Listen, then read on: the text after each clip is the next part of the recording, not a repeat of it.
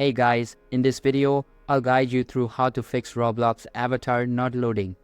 Alright, so let's begin with the video. To quickly troubleshoot issues with your Roblox avatar, the first simple step is to log out of your current account and select Log Out. Next, either create a new account or log in with an existing alternative account. Once logged in, navigate to the Avatar section on the left side. If the avatar is functioning properly with a new account, log out and return to your original account. This quick test can sometimes resolve the problem, and the avatar should now work correctly.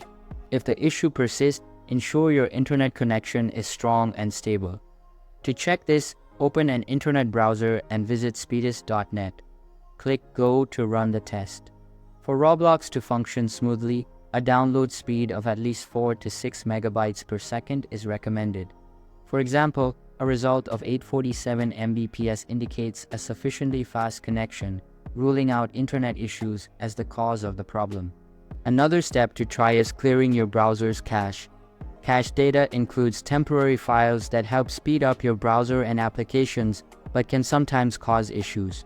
To clear the cache on your desktop or phone, click the three dots in your browser and select Clear Browsing Data.